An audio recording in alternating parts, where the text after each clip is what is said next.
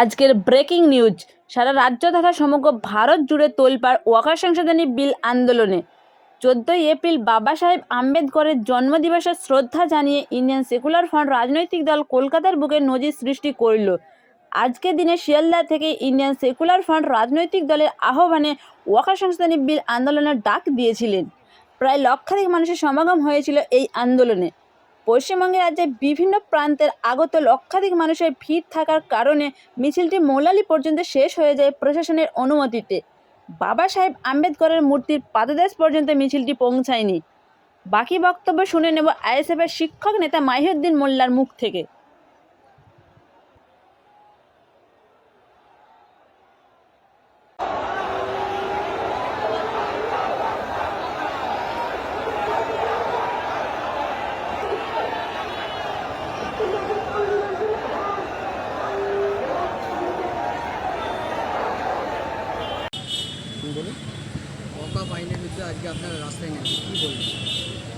দেখুন, ওয়াকাফ আইনের বিরুদ্ধে আমরা রাস্তায় নেমেছি। আজকে ওয়াকাফ আইনের বিরুদ্ধে যেমনভাবে রাস্তায় নেমেছি, এর আগে আপনারা দেখেছেন ভারতবর্ষ সরকার যখন আদানি গোষ্ঠীর হাতে দেউচা পাচামির আদিবাসীদের সম্পত্তি তুলে দিচ্ছিল, তখনও কিন্তু আমরা রাস্তায় ছিলাম। এই সাম্প্রদায়িকতার ঊর্ধ্বে উঠে বাংলার মানুষ তথা সারা ভারতবর্ষের মানুষকে বোঝা উচিত, আজকে শুধু এরা ওয়াকাফ সম্পত্তির উপর নজর দিচ্ছে, কালকে কিন্তু মন্দিরের সম্পত্তি, তারপরে আপনার গির্জার যে চার্চের যে সমস্ত সম্পত্তি রয়েছে বা যে সমস্ত ট্রাস্টের সম্পত্তি আছে, সেই সম্পত্তিগুলোকে এরা লুট করতে চাইছে। আজকে এই কালা কানুন এনে সারা বাংলার মানুষকে আপনারা দেখতে পাচ্ছেন, কিছুদিন আগে 26,000-এর চাকরি চলে গেছে, আজকে বাংলায় কিন্তু সেই ইস্যু চলছে না। আজকে চলছে কি ওয়াকাফ।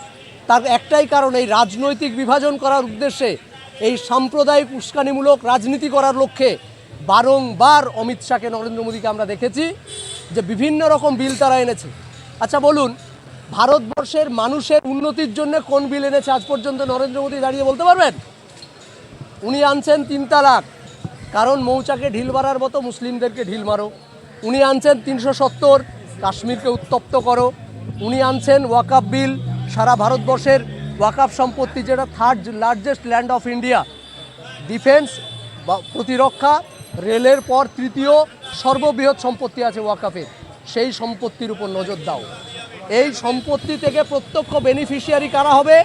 আজকে যেমন তৃণমূল করতে চাইছে বা হচ্ছে, বা আমরা এর আগে দেখেছি সিপিএম লুটেপুটে খেয়েছে, তারপর তৃণমূল লুটেপুটে খেয়েছে, এখন বিজেপি চাইছে আমরা লুটেপুটে খাবো।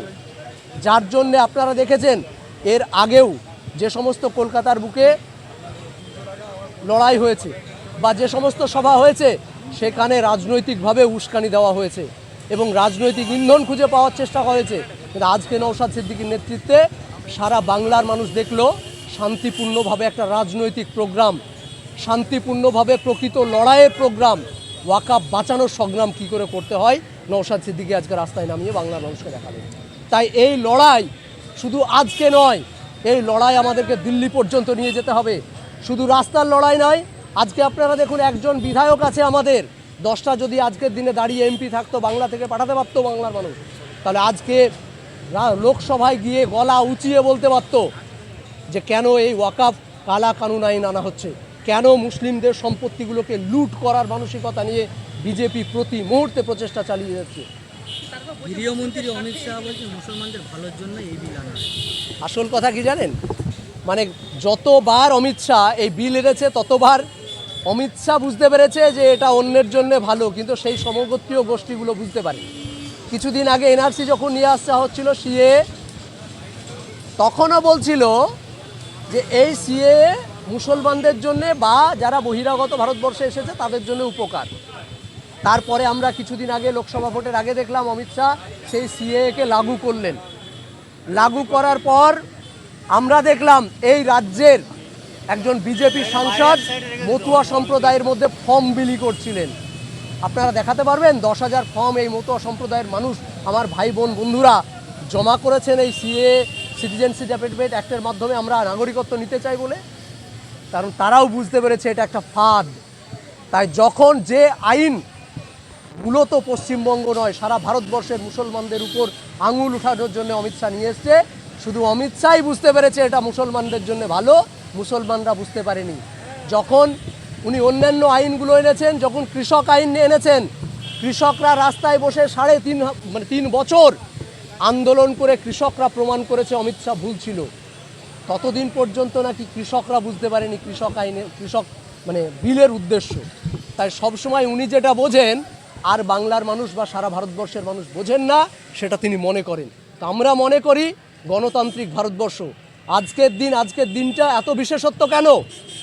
বারবার আপনারা দেখছেন কনস্টিটিউশনের উপর আঘাত, বারবার আমাদের কনস্টিটিউশনের প্রস্তাবনা আছে সেকুলার ইন্ডিয়া আমাদের, সেই জায়গায় আঘাত আনছে।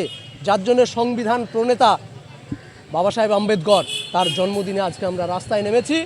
কারণ সংবিধান বাঁচানোর লড়াই, বাবা সাহেবের অনুদান আমরা অনস্বীকার্য হিসাবে গ্রহণ করে এই লড়াইকে সামনের দিনে এগিয়ে নিয়ে যাব, এই অঙ্গীকার।